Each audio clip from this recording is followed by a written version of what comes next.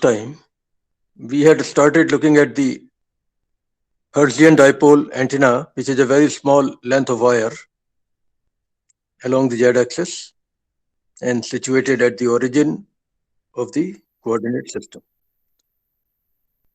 The cross section is extremely thin as well.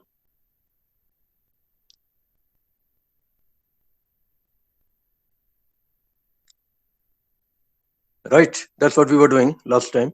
We did a lot of mathematics, a lot of derivations based on the basic definition of the magnetic vector potential capital A.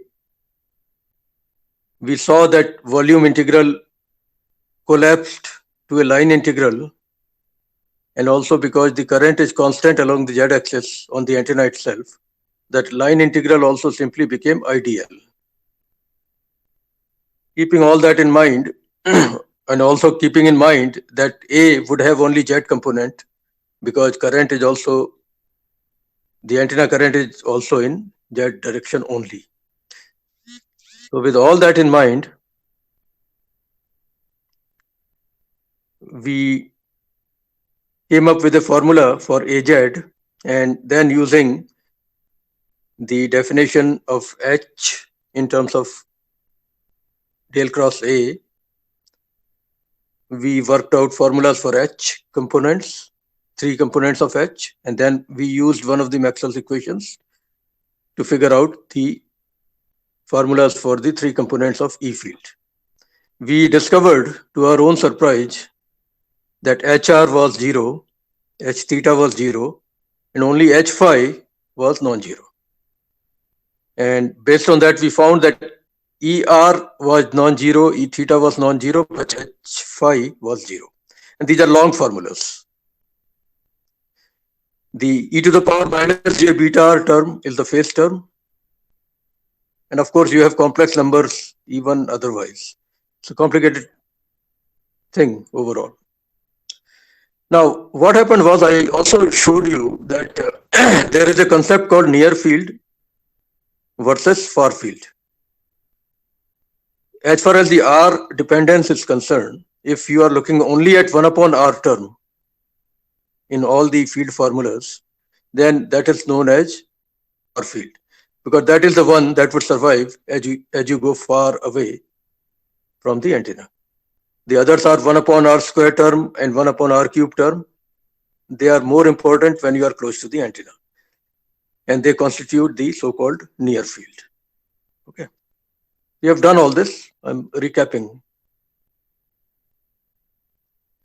So far field formulas for the radiated field from the Hertzian dipole turned out to have only 2 components, E theta and H phi.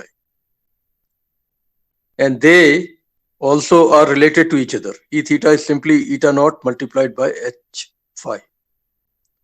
Eta naught is 120 pi ohm for air or free space medium.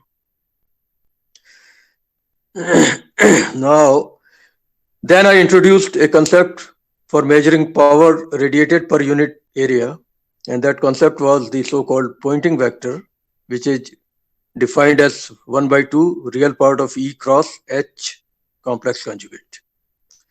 We worked out the various components of S. Even in the near field, it turned out that only SR would survive. S theta and S phi would go away. They would be 0 actually. And in far field, of course, only SR would survive anyway, even if you don't do the mathematics, because of the fact that only E theta and H phi are non-zero in far field, so only only SR would survive. The formula for SR is where we stopped, I think. We manipulated the result by putting the actual values of E theta and H phi and ER also, for that matter. We found that SR is given by this complicated formula, equation 42.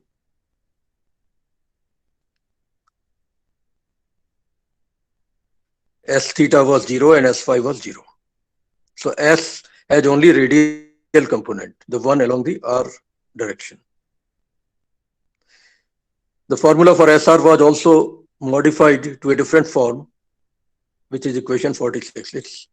straightforward if you follow the steps given in the document. Now, how do you calculate the total radiated power from this antenna? The technique is to put the antenna of the center of antenna at the center of an imaginary sphere of radius small r. That's what I'm trying to show in the diagram here. It's a sphere with radius equal to small r and antenna located at the origin. Now, if you imagine a thin rectangular strip on the surface of the sphere,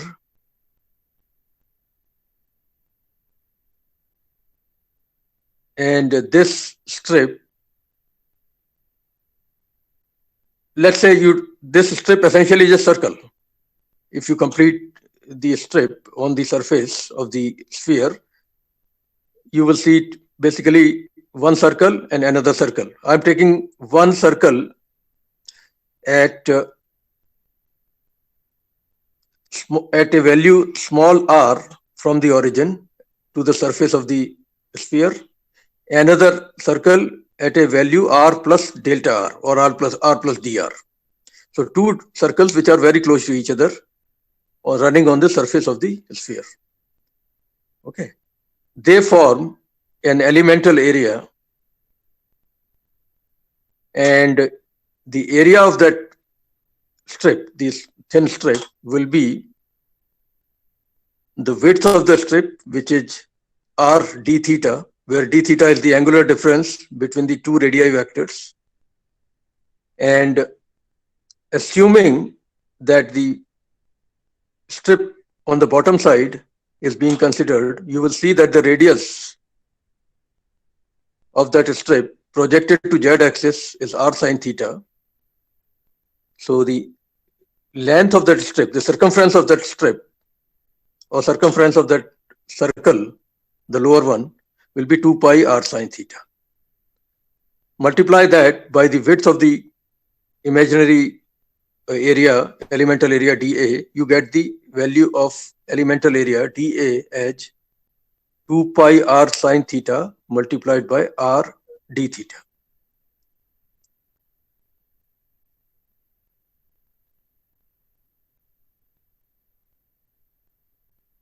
If you are not sure, think about it a little bit more. I can even help you later. Okay, but important thing is that we have to write the elemental area which is enclosed by this thin rectangular circular strip, rectangular in the cross section, but actually it's a circular strip on the surface. Now what we do is we multiply SR by this elemental area. That will give us the total power through this elemental strip, total radiated power. And then you integrate the result from theta equal to 0 to pi. That will cover the entire surface of this imaginary sphere. That means the strip will move from top to bottom if you allow theta to go from 0 to pi. The total radiated power, WR, can be obtained by integrating SR over the entire surface of the sphere. That's for sure, right? So what you do is SR dA integrated from theta equal to 0 to theta equal to pi. And SR value is known to you already. We put that in. We are assuming air medium by default. dA value also I have worked out as 2 pi r squared sine theta d theta. So I put that also there. I simplify the result. Take out whatever is not depending on theta. That's a big term that's coming out. And the integral now actually involves sine cube theta, because sine theta square is there in the SR formula and sine theta is also there in the dA formula. So you get sine cube theta integration from 0 to pi. Okay. And rest of the term is constant. Now to calculate sine cube theta, you can use standard formulas from tables of integrals. I have worked it out myself. Supposing the unknown x is representing the value that you want, integral of sine cube theta, I'm not putting any limits. So if I do integration by part, I take sine square theta as first term and sine theta as the second term. I get the second step, sine square theta into integral of sine theta minus integral of minus differential of sine square theta, which is 2 sine theta cos theta. No, plus, sorry, yeah, plus 2 sine theta cos square theta dt. You can follow these steps, okay? And then you use the formula cos square theta equal to 1 minus sine square theta. Based on that, what happens is the unknown x also appears on the right hand side. You can see it yourself. This is my way, but people do the same thing in several different ways. So the unknown is on the right hand side as well as on the left hand side of this identity. So I take minus 2x on the left hand side to get 3x equal to this. And from there, I get the result for integral of sine cube theta. It is available in standard tables or tables of integrals. You can use the formula from there directly as well. So integral of sine cube theta is minus cos theta divided by 3 and the entire thing multiplied by 2 plus sine square theta. I put that in equation 49 and take the limits.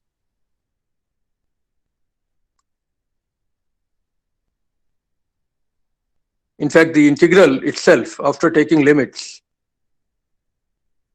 between 0 and pi, turns out to be plus 4 by 3. Verify it yourself. So if I put plus 4 divided by 3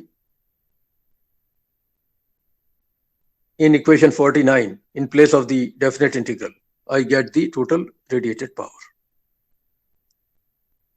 A lot of algebraic simplification is required. From there, this is what I get as the total radiated power in watts from this particular antenna. That simplifies, or rather that modifies to equation 53.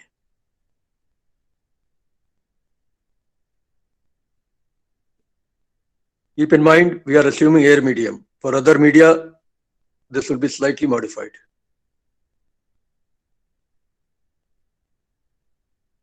Now, eta naught is 120 pi for air, 120 pi ohm. So if I put that value there, the radiated power for air medium turns out to have a very interesting form. You can follow these steps yourself. 40 pi square I square dl divided by lambda whole square. And the result is supposed to be in watts, as long as I is in amperes.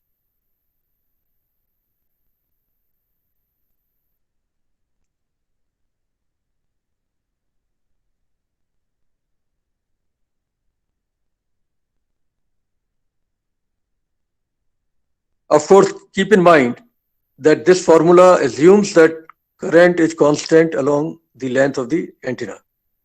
So you cannot keep on applying this formula for large value of dl by lambda, because then that assumption will break down. But as long as dl by lambda is small enough, this formula is reasonably accurate. Now, other thing to notice is that I by default is the peak value of the current. That's the way we have written I e to the power j omega t. Normally, we want to use effective value or RMS value of current. So if we do that, I should be square root of 2 multiplied by I effective or I RMS. Okay. If I put that back in the formula for WR, I get WR equal to something multiplied by I effective whole square. And that something is 40 pi square into dl by lambda whole square and the entire thing multiplied by 2. Because I square is 2 times I effective square. So that coefficient R rad is actually 80 pi square dl by lambda square for air medium. The power has units watts, current has units amperes, and you know that watt equal to, power equal to I square R. So R rad is a hypothetical resistance here. It is known as radiation resistance of the antenna. That is why I am putting the symbol R rad. It is not a physical resistance, it's a hypothetical resistance that describes how effectively the antenna is radiating power. Basically, total radiated power divided by square of the effective current in the antenna gives you a resistance known as radiation resistance of the antenna. What it means is that if you take a practical resistance, a physical resistance of value R rad, and feed current I effective to it, it will consume the same power that the antenna is radiating. So this is kind of a simile that people talk about when they say what radiation resistance essentially is all about. It's that hypothetical value of the resistor which, being fed with current I effective, will consume the same amount of power that the actual antenna is radiating.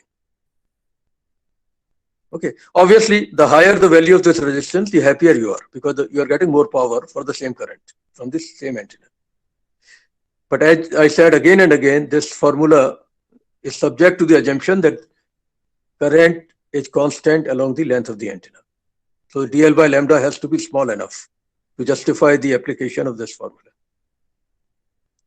Okay. The unit for R rad is obviously ohms.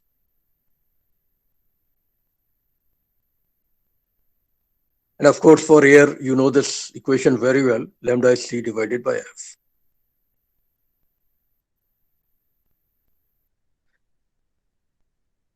Now let's look at some numerical examples.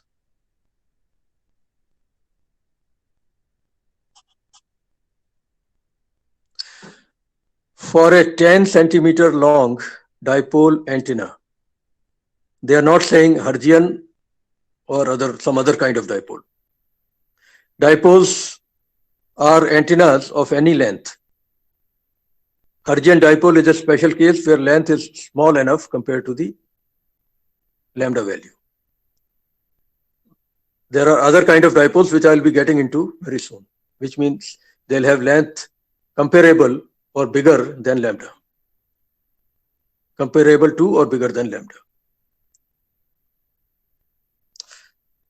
So this particular case has 10 centimeter long dipole antenna. DL is 10 centimeters. The current is 0.63 e to the power j 10 to the power 8 t. So omega is 10 to the power 8 radians per second, assuming that t is in seconds. And the peak value of the current is 0.63 amperes. So effective value will be 0.63 divided by square root of 2 amperes. Now this is situated at the origin of the coordinate system. Fair enough, that's what we want. Calculate the magnitudes of all radiated field components in a plane perpendicular to the length of the antenna. That means theta is 90 degrees. Antenna is directed towards z-axis. The plane in which you want to measure the radiated field is at 90 degrees. That means it is the xy plane, essentially. So theta has to be 90 degrees in this particular case. And the value of R is 10 centimeters. Okay, let's see what we do. Omega is 10 to the power 8 radian per second, no issue with that. Peak value is 0.63 amperes. frequency will be 10 to the power 8 divided by 2 pi hertz, which works out to 15.9155 megahertz approximately. Lambda will be 2 pi, actually lambda will be C divided by F, as simple as that. I have written 2 pi C by omega, that is also correct, nothing wrong with that. So lambda turns out to be 1884.96 centimeter. So actually, dl by lambda is very small, that's for sure. 10 centimeter divided by 1884.96 centimeter is a very small value. So we are actually looking at a Hertzian dipole in this particular case. So the formulas that we have already derived can be applied. This is a judgment call we have to make before we even begin calculations. I think we are justified in using the formulas for ER, E theta, etc. that we have derived for Hertzian dipole, because dl by lambda is small enough. If the same thing were done at some other frequencies, you may have come up with the conclusion that those formulas cannot be applied because dl is quite comparable to lambda. Okay, but for now we are okay. So once this is decided upon, let's move further. Now the calculations. I have repeated the formulas once again, and since they have not spoken about whether it is near field or far field that you should be calculating, so you better stick to near field formulas by default. In fact, 10 centimeter is quite close to the antenna compared to the lambda value. So I think near field formulas are called for. Don't jump to far field formulas blindly. These are the near field formulas for the ER and E theta components, and E phi is 0 as usual. We know that. HR is also 0, H theta is 0, H phi is not 0. Now, how to make these calculations carefully? Eta is of course 120 pi ohm, no issue with that. I is also known to you. DL is known to you. Theta is 90 degrees. So cos theta would be 0. So ER is 0 right away in this particular case. No need to make calculations. Theta happens to be 90 degrees, ER goes to 0, even in the near field, because you are looking at XY plane. However, come to E theta. Here sin theta will go to 1. Eta will be 120 pi. I is 0.63 divided by square root of 2. DL is also given. Do everything in meters by default. All lengths in meters. All angles in radians by default. Now, important thing is to calculate beta. First thing to calculate is beta. And beta is 2 pi divided by lambda, which can also be written as 2 pi f by c or omega by c. Whichever way you want to do it, you should get beta equal to almost 0.3333 radian per meter. In degrees also I have given the value, but you don't use it. By default, you go to radian value, radian per meter value. So beta is 0.333 radian per meter. What you need is actually beta r for the phase term at least. So multiply this beta by r value, which is 10 centimeter, which is 0.1 meter. Okay. Beta is actually 1 upon 3 radian per meter. And r is 10 divided by 100 meter. So beta r is 1 upon 30 radians. So you will have to calculate e to the power minus j beta r, which means cos beta r minus j sin beta r. And on your calculator, if you are set to radian mode, then you simply use 1.9098 whatever.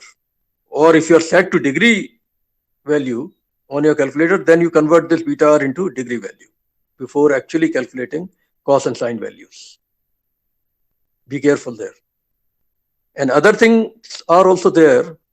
Within the brackets, you see j multiplied by beta. So it's a complex number even within brackets. J beta plus 1 upon r. That will also bring some phase term in the result. Anyway, ER is 0. We have seen that. Look at E theta carefully. 120 pi into 0.63.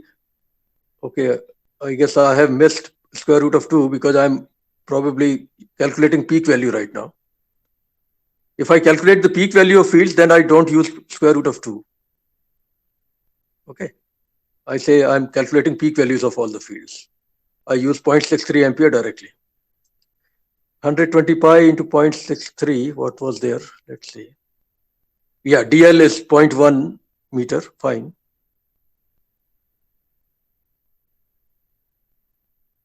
Four pi is there as it is, multiplied by J beta, and beta is 1 upon 3 radians per meter. So J upon 3 plus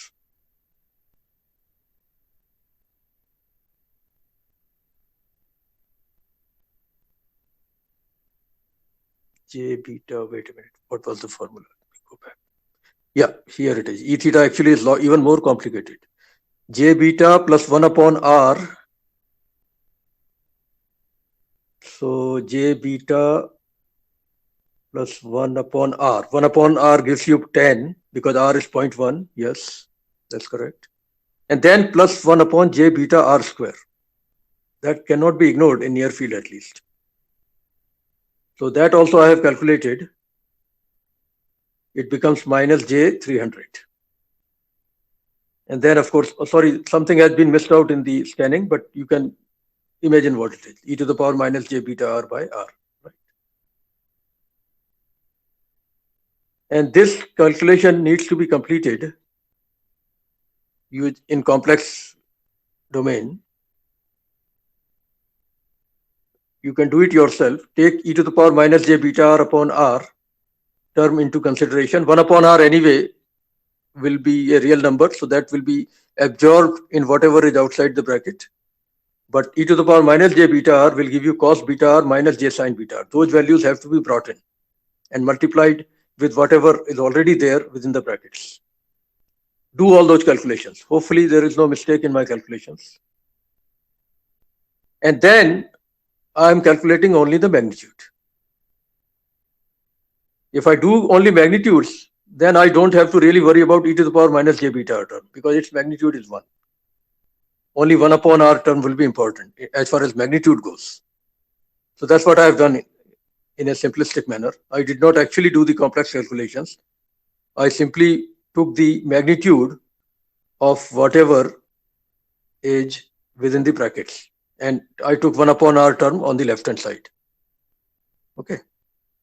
So let's look at the magnitude of E theta. It is very, very high. 5.667 kilovolt per meter. You are feeding hardly 0.63 ampere current to the antenna, yet you are getting such a high electric field when you are close enough to the antenna. That's how things are. I could have calculated phase of the E theta also, but I did not. Mostly we are worried about magnitudes. Okay. E phi is 0, no issue at all. HR is 0, H theta is 0, no issue at all. The only thing that matters now is H phi. And for that also, you need to go back to the near field formula. Yeah, it's right here. Sin theta would be 1. If you want only magnitudes, then ignore e to the power minus J beta R term. Its magnitude is 1 anyway. So if you do those calculations and come to the final answer for H phi, this is what you get. Hopefully, I have not made a mistake.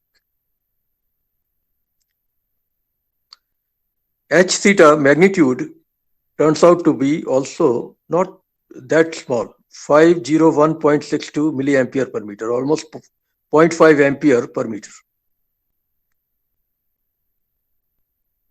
These are the values. E field, ER is 0, so only component is E theta there. E field has magnitude of 5.667 kilovolt per meter, and these are peak values. H field has magnitude of 0.50162 ampere per meter, peak value. Now, E theta upon H phi ratio is not equal to eta naught. Obviously, because you are in the near field.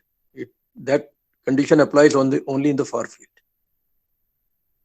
But I double checked it, that it's not 120 pi ohm for sure, as we can expect. Okay. Now, the next problem is repeating the previous one, but at distances of 1 meter, 10 meter, and 100 meter, and even 1 kilometer. One thing intuitively you can look for is that far field formulas will start becoming applicable as you go further and further. Typically, once you are 2 or 3 lambda away from the antenna, you can safely apply far field formulas. In our case, lambda age,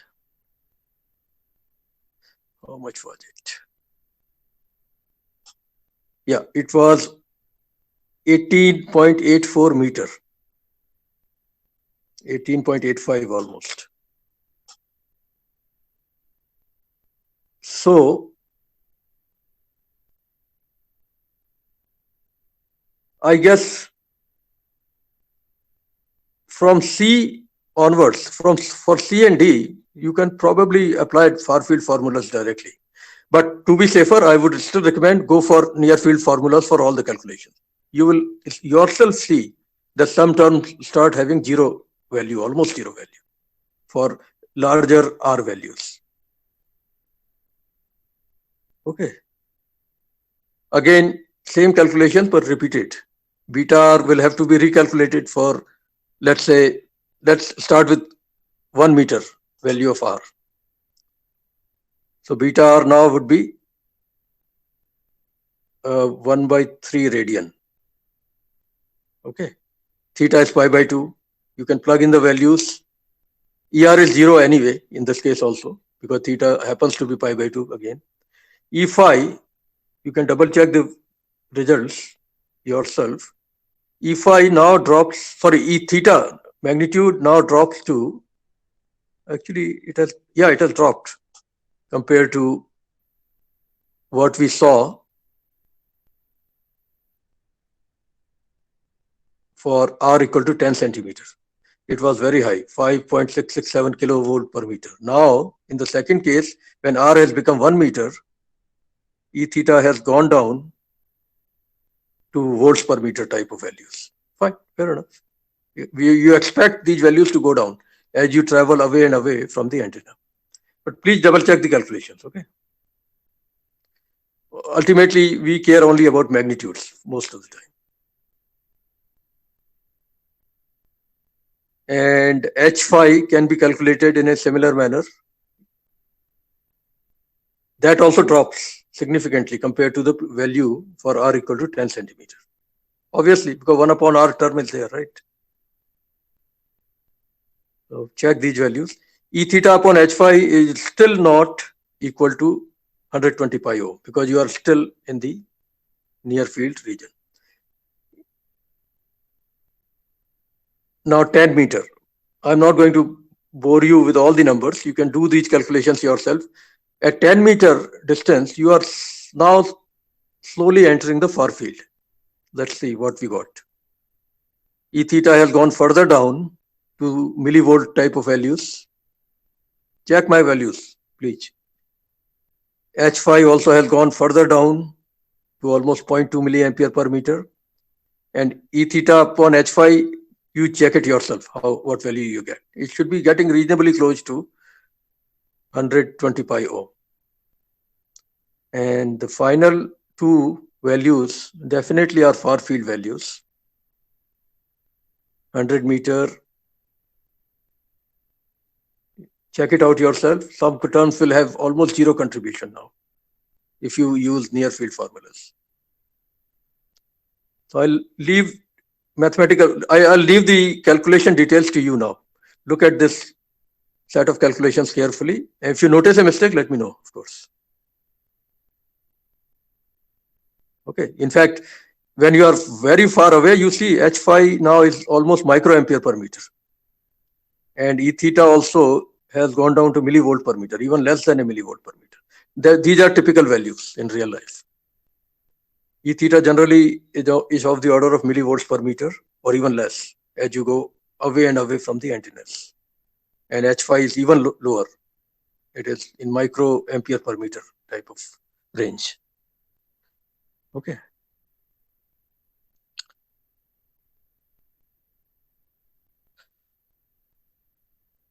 Let me also show you one more problem.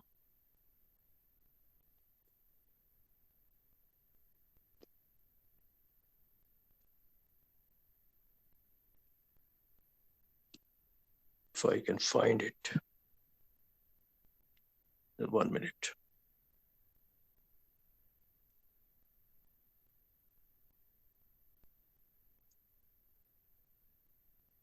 Yeah, this is probably worth looking at.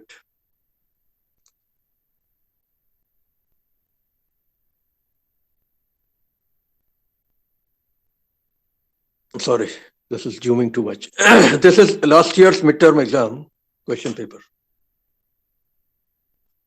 You may not be able to relate to each and every question, but let me see what we can relate to.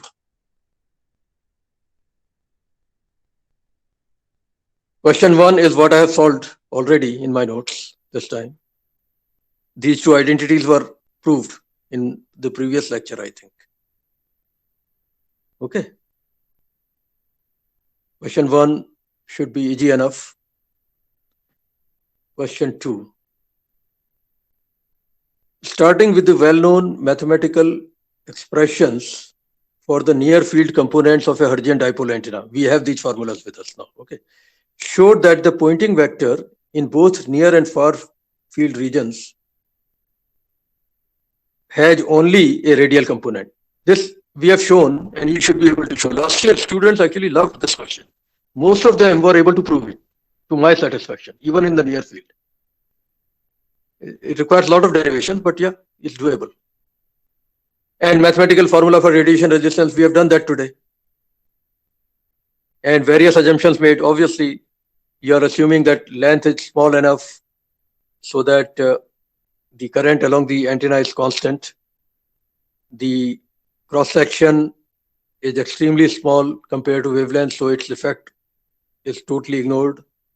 We are assuming air medium, that's one more assumption. And we are also ignoring the effect of phi because of the rotational symmetry of the antenna.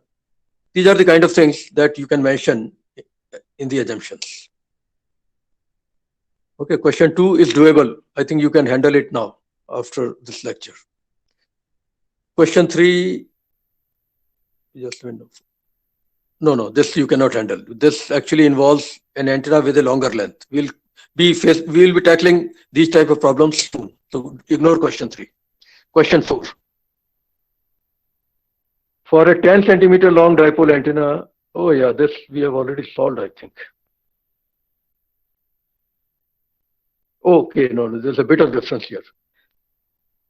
Here theta is 45 degrees. For a 10 centimeter long dipole antenna carrying a current of so many amperes, that means omega is 2 to 4 to 6 to 8, 10 to the power 8 radian per second. And peak value of current is 1 ampere. Nothing is mentioned, so it's 1 ampere current. 1 multiplied by exp, that j omega t. Peak value of current is 1 ampere by default here. Calculate the magnitudes of all radiated field components in a plane at 45-degree angle, that means theta is 45 degree, at a distance of 1 centimeter from the antenna. How much power is the antenna radiating? This solution I can show you. Other problems you cannot relate with at this point in time. But question 4, I think you can relate to. Yeah, this solution is already with you. I'm not going to spend time on it. Question 4 is what I should go to.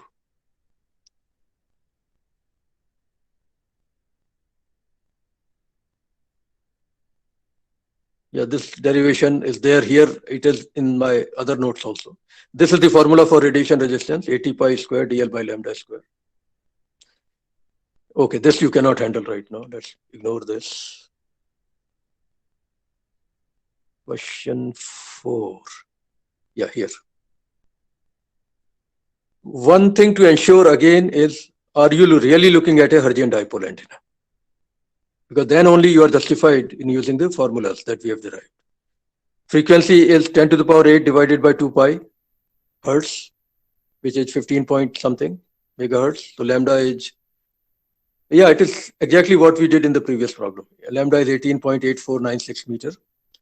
And dl by lambda turns out to be small enough. So we are justified in assuming Hertzian dipole. However, now cos theta will be 1 upon square root of 2. And ER would be 0 anyway. No, sorry, my mistake. ER will not be 0 now. Yes. ER cannot be 0 now. You can look at the detailed calculations. I don't want to go through each and every step numerically, but look at the flow of calculations. You calculate beta R for sure. And I'm directly jumping into magnitude calculations. You can do that if you want. That way, magnitude of e to the power minus j beta R can be ignored because that's 1. But the rest of the term still has to be accounted for because that is also complex. You have to take magnitude of the rest of the term also, within the brackets at least. So putting all the values together, if I'm not mistaken, the magnitude of ER turns out to be 12.7279 millivolt per meter, peak value. Because I'm assuming current to be 1 ampere peak value. Then E theta, you have done this calculation in other notes.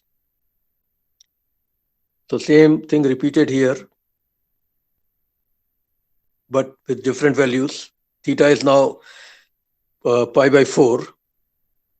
So sine theta would be 1 upon square root of 2. That has to be accounted for. Plug in all the values.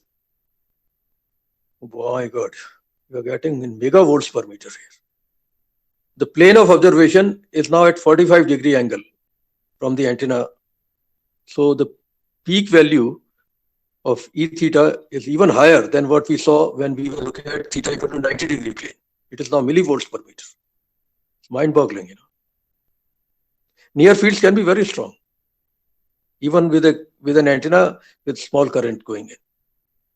That is the beauty of antenna. It has a directive behavior. It concentrates power at some theta values. It removes power from other theta values completely. It's a directive amplifier in a way, passive amplifier.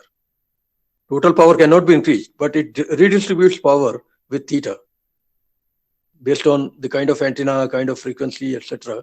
that you are looking at. Redistribution of the input power angularly. That is what antenna's job is really. That's what we are seeing here.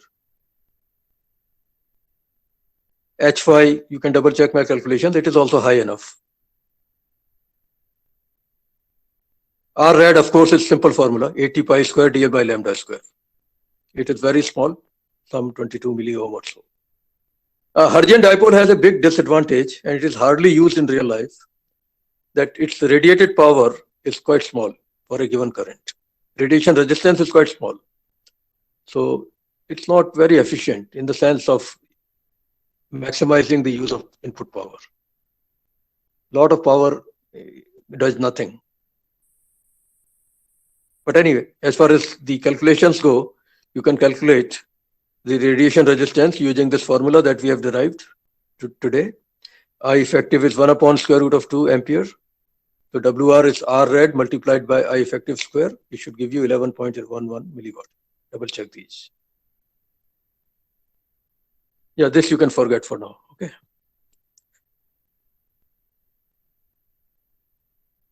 Now one more document to show, if time permits.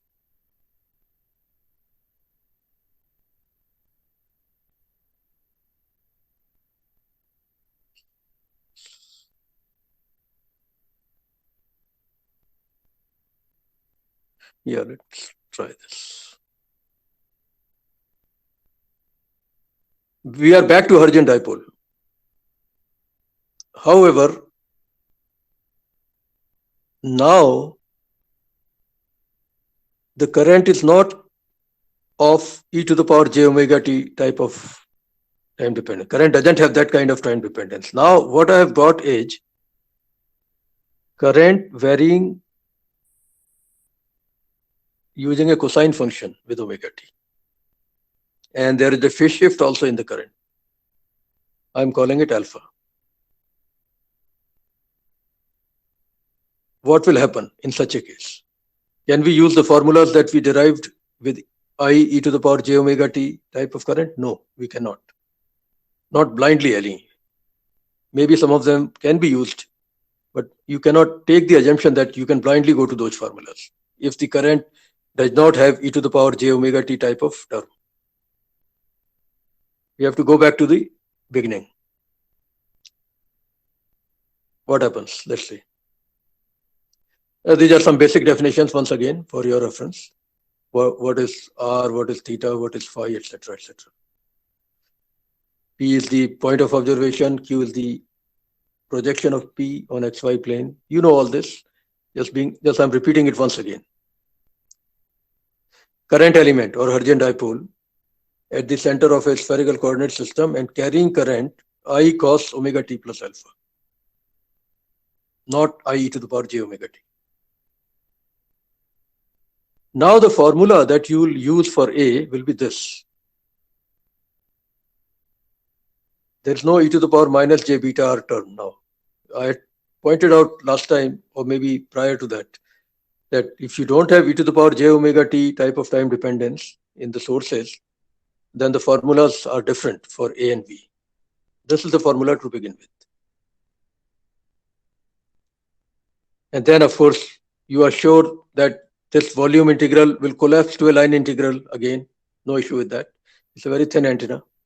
So it will become a line integral. However, let's see what happens to that line integral. Of course, A will have only z component as it was in the previous case. Integral of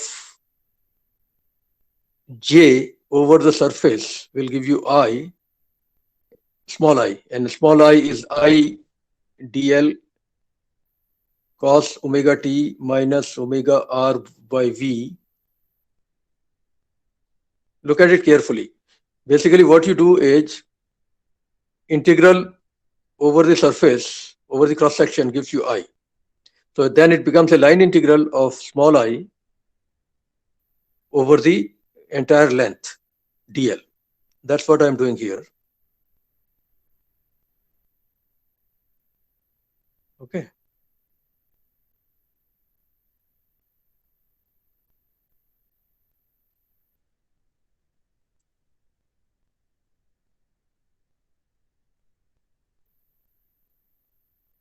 The integral with respect to L will simply give you IDL. However, cos omega t plus alpha would actually be replaced by cos of omega t plus alpha minus omega r by v. Okay. T has to be replaced by t minus r over v. And capital R and small r are the same because antenna happens to be at the origin. So the formula for AZ is equation 3. That's the difference here. Once you have got that, you use these formulas to calculate AR, A theta, and A phi. Then you use B equal to del cross A.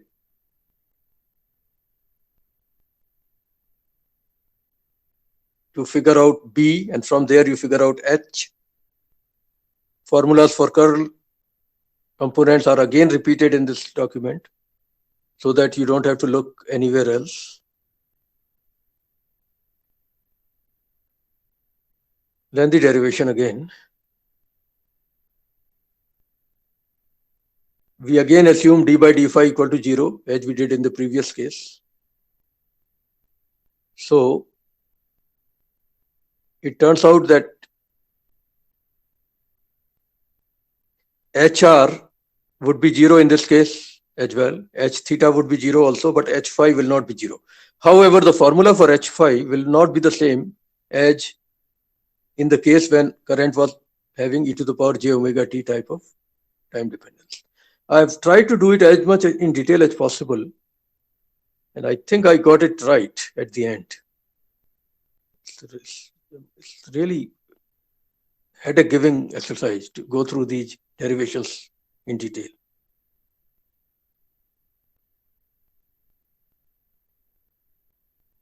Try to verify all these steps. The final result for H5 that I got is this in this case. It's different from what we got in the previous example, in the previous analysis.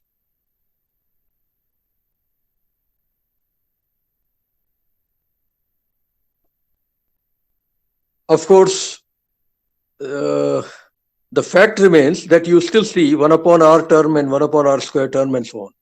That doesn't go away. Only thing is, instead of e to the power minus j beta r, you start seeing sine and cosine functions.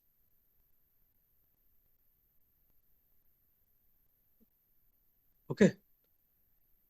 The far field term will contain only 1 upon r. The other term will be neglected in that case, in the formula for H5. H theta is 0, HR is 0, that's obvious. Then we go for computing E, or rather deriving the formulas for E using one of the Maxwell's equations here. Again, it's a lengthy derivation.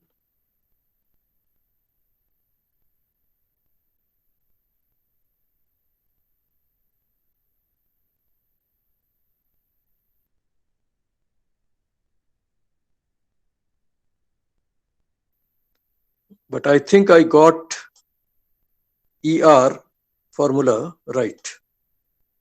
If not, you tell me once you get the notes. Double check all this.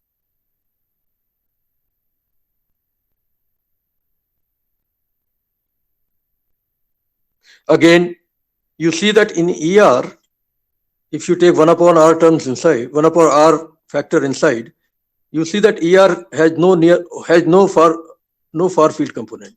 All the terms are either 1 upon r square or 1 upon r cube type. This is corresponding to what we saw in the previous case also. ER would be 0 in the far field, even here. But the actual formula will be different for calculating the value.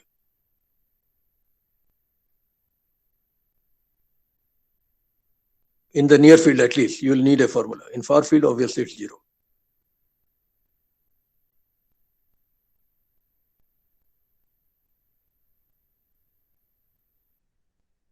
Okay, it has been simplified. What I have done, following what the book is doing, I have used a symbol T prime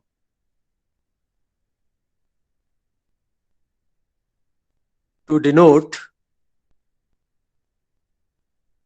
T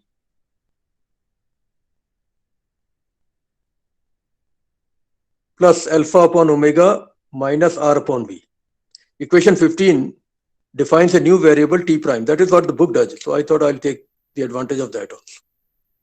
That way the formula can be written a little bit more concisely. Nothing changes, just the notation has changed, that's it. So instead of what I wrote here, you can probably use this one, as long as you do T prime calculation correctly.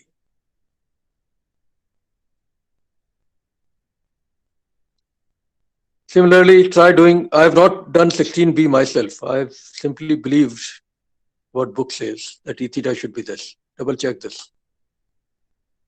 And E5, of course, would be 0. No issue with that. Now, in far field, obviously, you can further simplify. You will get only E theta and H phi. The formulas are different from what we saw in case of e to the power j omega t type of time dependence. Now you have got sine function. And omega t prime is there, where t prime is already defined. Only E theta and H phi survive in the far field, here also. And interestingly, E theta divided by H phi is still equal to eta naught. You can see it carefully. If you cannot, try proving it. I've proved it actually here. If I divide E theta by H naught, minus goes away, of course, and a lot of terms go away. What I get is 4 pi RV divided by 4 pi epsilon RV square, which simplifies to V upon epsilon V square. and v is the phase velocity.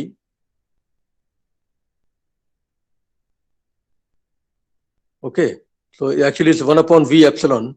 V is the phase velocity given by 1 upon square root of mu epsilon, assuming a general medium. For air medium, it will be mu naught epsilon naught square root instead of mu epsilon. Okay, so eta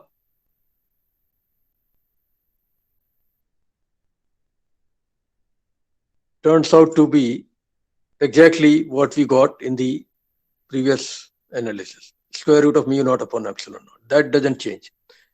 Just because time dependence of current has changed does not affect the E theta divided by H naught, sorry, E theta divided by H phi ratio. Now, how about SR, etc.? It can be redone using the same technique that we used in the previous case. SR value actually turns out to be the same as we got for e to the power j omega t type of current, which is quite interesting. Same formula here also. So the total radiated power can easily be shown to be again given by the same formula that we got in the previous case. The formula for radiation resistance does not change even if you go to the current which has cosine term instead of e to the power j omega t term. And by the way, cosine term is there. I could have obtained the result by using these identities also. I could have taken the previous case for e to the power j omega t type of time dependence and then could have taken the same case with e to the power minus j omega t type of time dependence. I could have superposed the two formulas and could have divided the result by 2 to get to cos omega t type of answer. But then alpha would not have been included. To include alpha, I would have had to take slightly different approach. Okay. In any case, the value of alpha, you can take it to 0 or pi by 2 or minus pi by 2 to get specific cases that are generally of interest. If you put alpha equal to minus pi by 2, the current distribution will become sinusoidal. Cosine of theta minus pi by 2 is sine theta, I think. So experiment with various values of alpha. Not a big issue as far as the magnitudes are concerned, I think. Okay. So this exercise actually is solved in the book. The other one is not. The one with e to the power j omega t type of time dependence has not been solved in the book. I have done it on my own. Okay.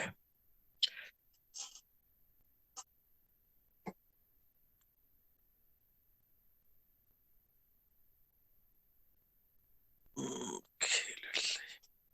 Yeah, this we have done already. Let's see what else is there.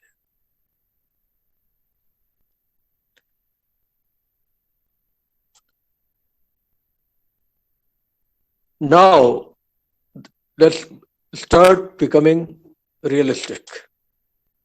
Most of the real life antennas, to get good performance out of them, have length long enough compared to the lambda value. Hertzian dipole actually is analytically very important. It gives you the basic building block based on which you can analyze antennas of any arbitrary length. That's why I went through the analysis very carefully for the Hertzian dipole, I mean.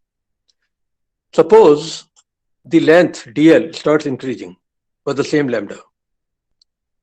As you increase dl, in fact, now I'm going to call it L, small l. If I increase small l, the assumption that current is constant along the length of the antenna will start breaking down. It will not be all that accurate as L upon lambda starts growing in size. Now, this is a complicated challenge we have got. How do we figure out all the radiated field components if the length happens to be not that small? L divided by lambda is actually known as the electrical length of the antenna. It has no ratio. It has no units. So the physical length may be the same, but depending on lambda involved, the same antenna can be Hertzian or it can be non-Hertzian. It is L by lambda ratio that defines whether the antenna is Hertzian or non-Hertzian.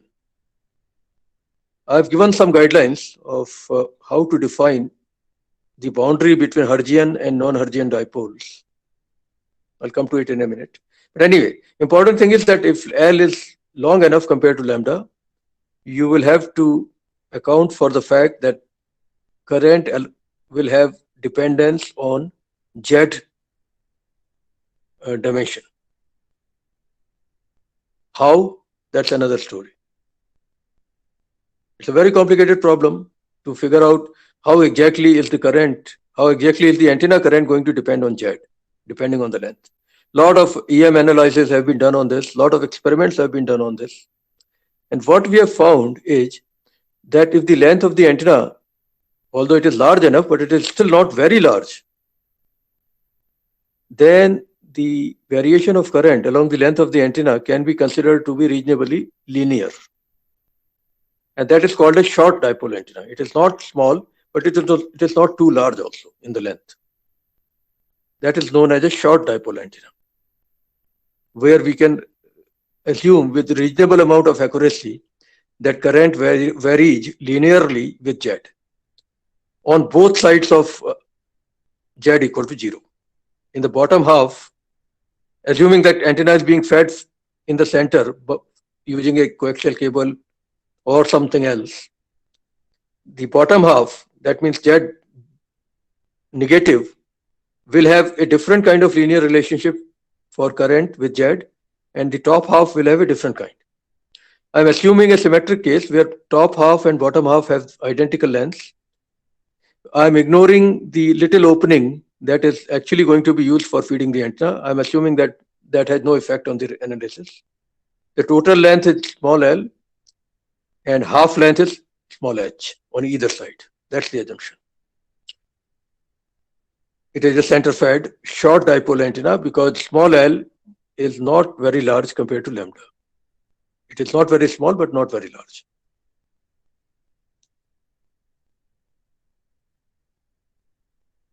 Lambda is C divided by F, obviously.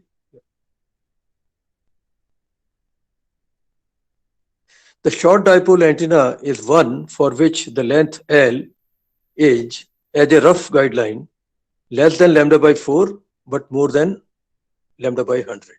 This is my own guideline, but I think it's true enough. If your L by lambda ratio is more than 100, more than 1 upon 100 and less than 1 upon 4, then you will say, okay, I can use linear current approximation reasonably with reasonable confidence. That means I'll call it a short antenna. If the length is more than lambda by 4, even linear current assumption starts becoming highly inaccurate. We then have to go for sinusoidal current distributions. This is all based on theory as well as on experimental measurements on dipole antennas.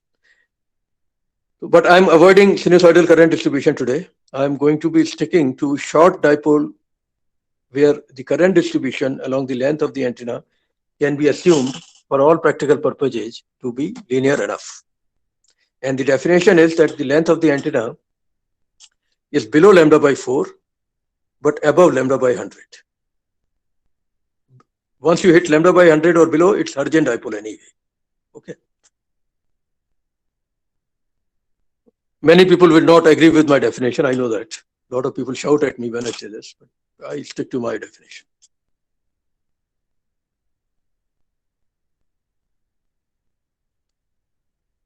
Now, in figure 1, it has been assumed that the antenna is being fed at its center, fine.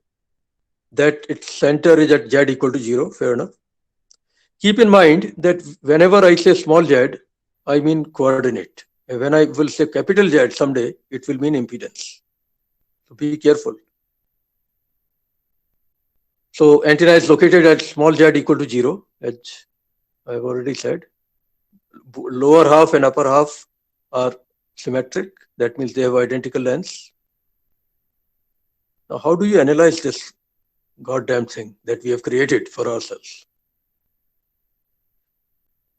Hopefully, we can take advantage of what we did for Hertzian dipole. Hertzian dipole, after all, is a building block for all the linear antennas.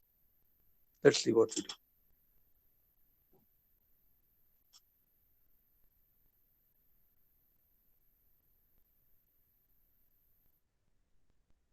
One thing is clear, because even here, the antenna is lined up along the Z axis.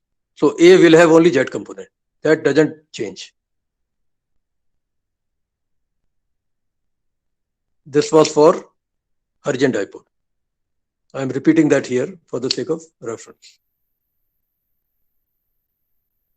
How will this change if the current is a function of Z, a linear function of Z? Let's try to do something on it.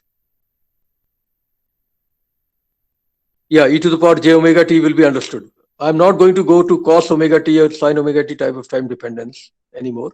I'll stick to e to the power j omega t by default. In the Hertzian dipole, we saw all this. I'm repeating the formulas again. But how do you modify these formulas for short dipole without having to rederive everything? Some intelligent work is necessary. I don't want to go to the entire derivation once again. I'll use these formulas and will appropriately modify them for short dipole antenna. How? Yeah, this is all Hertzian dipole. Okay, repeated.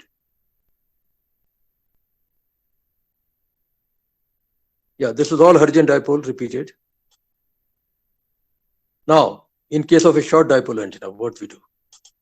It is not realistic in that case to assume that current is constant along the Z axis. Instead, we assume, based on theory and experiments both, that Iz is a function of Z and modify the result for Az. Remember, Az here was ideal. Sorry, Az had a term ideal. Now, ideal will be replaced by line integral of Iz dz to make it more general, in case I is not constant with Z. And we are going to change Z from minus H to plus H. Okay. This is the more generalized version of Az now for us to use.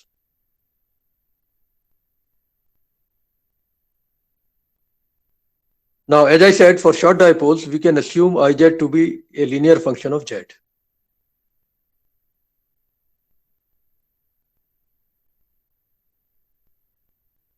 Okay.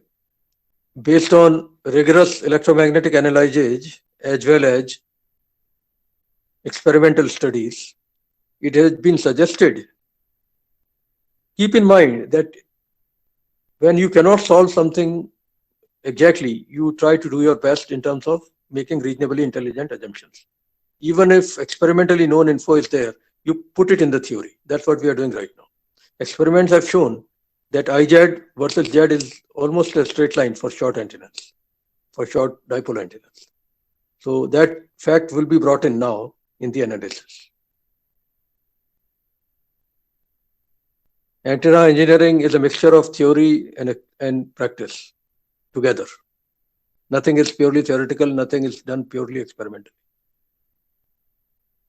So, in case of a short dipole antenna, Iz can be assumed to be a linear function of Z, but different functions in the top half and bottom half.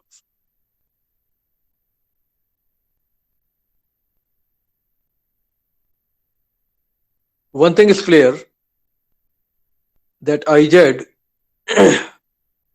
because of the center feeding, Iz will be maximum at Z equal to 0. Actually at the feeding points, but I'm assuming that feed points, both of them are at Z equal to 0. And IZ will be 0 at the end of the antenna. It's an open-ended transmission line that you are looking at. There will be no current there. Those are the boundary conditions for the current itself. And on top of it, we have allowed ourselves the luxury of assuming linear functions for IZ in top and bottom half of the antenna. All that brought together